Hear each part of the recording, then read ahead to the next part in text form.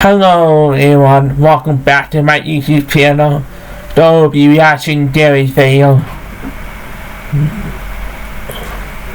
My husband keeps staring at me. Of course, staring that beautiful white illusion.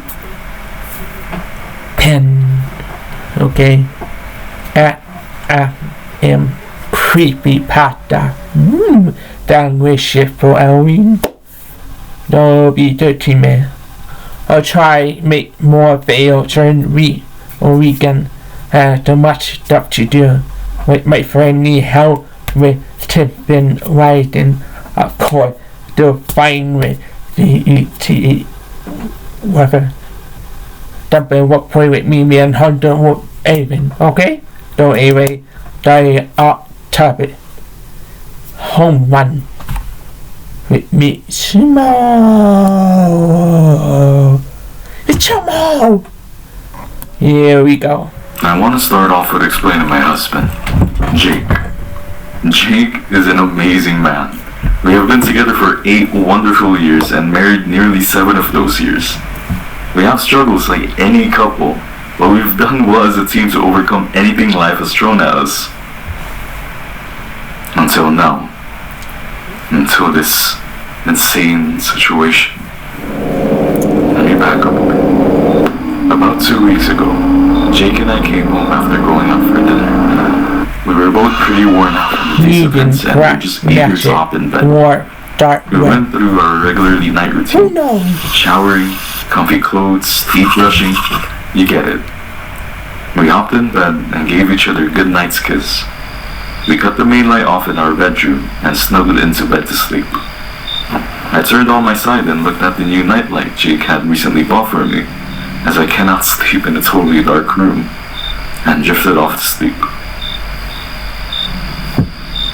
I don't blame you. I awoke with a start and was confused. After blinking a few times and letting myself become more focused, I glanced at the alarm clock on my nightstand to see 2:32 a.m. in bold red. I turned over to face towards Jake, and immediately froze. Jake was laying flat on his back, arms laying perfectly still by his sides, but his head was turned towards me. He had a blank expression, but his eyes were wide open, staring directly into my soul.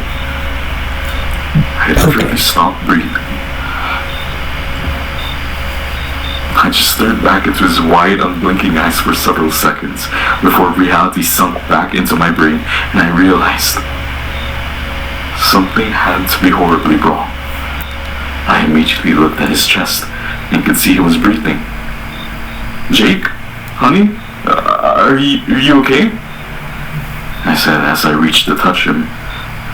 His body felt ice cold, and it sent me further spiraling. I sat straight up in the bed and quickly moved to hover over him. His head slightly turned while his eyes followed me, still wide and unblinking. I grabbed both of his cold shoulders and started to shake him. Jake! Jake! Please! Please wake up! Wake up! No response, just his eyes boring into my soul.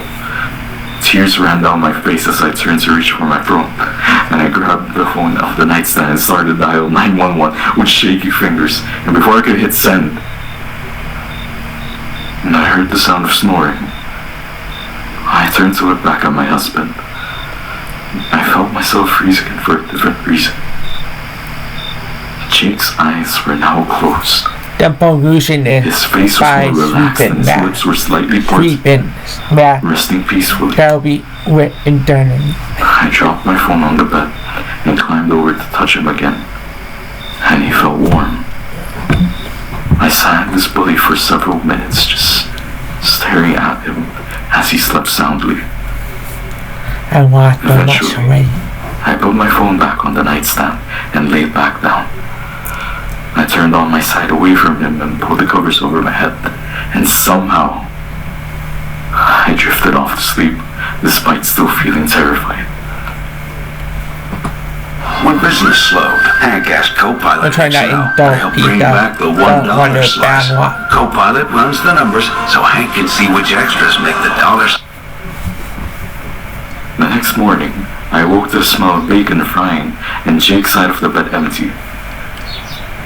The previous night's event seemed more like a vivid nightmare at this point, and I slid out of bed and headed into the kitchen. Jake smiled when he saw me. "Good morning, beautiful," he said sweetly while plating a few strips of bacon beside a pile of scrambled eggs. Poison. "Morning," I greeted him back as he brought my breakfast and a cup of coffee over to me.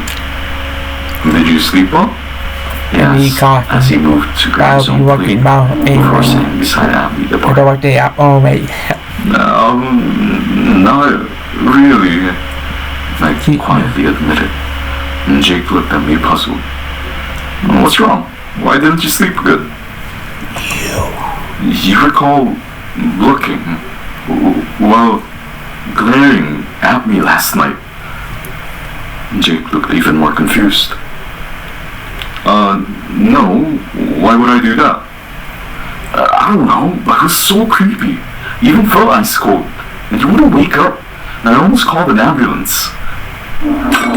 Jake dropped his fork and got up from his seat, and he wrapped his arms around me and hugged me tight. Carry something wrong with that "I'm so sorry, sweetie. That sounds awful. It was probably some weird night terror. I doubt it happens again, though. Do you still love me?" By sweeping I back looked him will be back, so I snuggled into him. Always. The next few days went by without incident. The weird staring experience had faded into my brain. However, I woke with a start. Why? I didn't know. My eyes started around the room before setting off the alarm clock. 2:32 a.m. I slowly turned to look at Jake and let out a yelp. He was sitting straight up in bed, but his head was turned towards me. Black expression with eyes wide open, so wide that it didn't seem humanly possible. I slowly crawled towards him while whispering his name. No reaction. I gently reached out to touch his shoulder. Ice cold. I stared into his big, unblinking eyes, and I don't know what came over him, but before I realized what I was doing, I slapped him across the face using every bit of strength I could muster. It was like slapping a solid rock, cold and unmoving. But he didn't respond at all. I was frozen as I watched him slowly lay down, eyes never blinking or breaking from mine. I turned away to reach for my phone, only to hear the sound of him snoring. I jerked my head to see him once again, sound asleep, eyes closed, and face relaxed. I snatched my phone off the nightstand and headed out to the room to the couch in our den. I switched out the light and grabbed the blanket off the couch. I snuggled under the blanket as I laid on the semi-comfortable cushions, and I searched up night terrors, trying my best to convince myself that what all it was a dream. No matter what I read, I could not bring myself to go back into the bedroom with him. I woke with a start again, but this time, sunlight filled the room, and my eyes finally settled on the concerned-looking face of Jake. "What are you doing out here?" "You did it again. This time you were sitting up. You were barely looking human. You're scaring me, Jake." I blurted out as my eyes filled with tears. Ow. And Jake's face softened as he reached for me, pulling me into a warm embrace. I was almost scared to touch him. He apologized again, said he needed to hurry into work, but promised he'd call the doctor. We agreed a sleep study may help. I calmed down and walked out on the porch to see him off. The best the doctor could do was an appointment next week. Dream. I dreaded nightfall and almost didn't sleep in bed with him, but he begged me to try again. A couple more nights passed without incident, and I started to relax once more. No. Then tonight happened. That they're told to make you relax. I woke up, very confused at what I was seeing. And after blinking a couple of times, I felt a scream leave my throat. Jake was not laying down beside me or even sitting up. He was standing beside my side of the bed, leaned over me, and just inches from my face. His eyes wide, unblinking and bulging. And the absolute worst that I seen, his expression was blank, but he didn't look like him anymore. His skin was nearly gray and aged, mouth stretched too long in a firm line, and cheeks sunken in, and those horrific eyes burning into my soul. My mind went blank, as I was paralyzed with fear. Then his stretched lips twitched in the strangest way, and came the voice. I see you. Yeah, I see you're crying. It was too deep, too rough, and too aged. Finally, my adrenaline kicked in. I slid over and rolled away from him and off his side of the bed. I ran out of the room as fast as I could, still feeling those awful, large and bulging eyes on me. I grabbed my car keys and ran out of the house. The car couldn't start fast enough as it roared to life. I gunned it out of the driveway and down the road. Tears ran down my face as I sped away from the house and it was haunting me. The memories washed over me. I screamed and cried as all the visions I had worked so hard to block from my mind and came flooding back. Dark matter were infected. Were he underground or actually bumped to wish away? No pain, no gain. No thanks. What you we do. Want more. More gain, To me, more glory, and more. I know, like, charge to When there's be no out pain, with there's more. charge. Not right now. That night, Jake begged me to stay at home, but a few friends were going bar hopping, and I refused to stay behind. I had an alcohol problem, and it was becoming more and more of an issue. I promised Jake I'd only had a beer or two. Kissed him goodbye and was on my way. The next thing I know, it's after 2 a.m. and I was behind the wheel of my car. Stay home. Drunk. I was Stay taking the someone curves out. too fast, and the radio was off, but I was singing at the top of my lungs when a figure in the road appeared.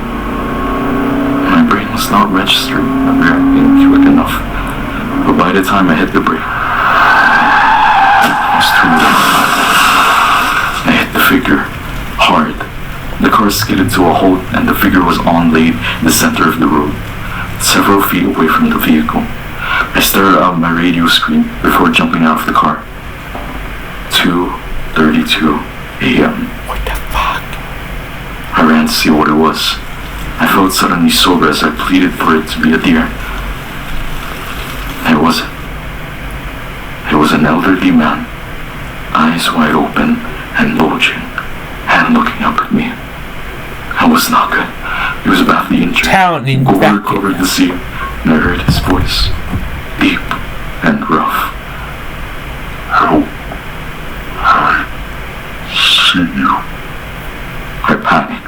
If I called this in, I'd lose everything. Everything being Jake and I'd go to jail, possibly for life. I looked around my surroundings, mostly woods, a few houses further down the road, and completely darkened. No lights, no people, no witnesses. Surely, another vehicle would come along and help. There was no guarantees. He'd make it regardless. I looked back down my victim. I'm sorry, I whimpered. I ran back to my car and put it in drive. I swerved around it and bounded down the road. I pulled in the driveway and ran into the house. Jake was sound asleep as I stood under the hot water in the shower, reassuring myself no one saw and someone else would help. I was half right. It was on the news the next day, and while no one saw, it was a couple of hours before someone else came along. It was too late then. The elderly gentleman had dementia and wandered out of his house while his granddaughter slept. Wandered into the road and met his horrible fate at my hands due to my foolish decisions. And somehow, I convinced myself he never would have made it. No point in me ruining my life. I blocked the horrible event from my brain and swore off alcohol. Life went on, and things were normal. Better than normal even. I did not realize the first night I encountered my husband staring at me was the 1-year anniversary of the accident. It all makes sense now. Whether the ghost of the old man was really possessed, or Jake, or if this is a byproduct of a guilty subconscious makes no difference. He's haunting me. And I'm writing this confession from my hotel room, I left my laptop in the car the day before. Lucky me. So Jake, I'm so sorry I hurt you. To the elderly gentleman, I am so sorry for what I did to you. I planned to turn myself in. I feared jail, but now I fear the haunting more. May this break this curse. Never drink and drive. This is what everyone's talking about. Everything's on the table. How that? This is what champions come to take.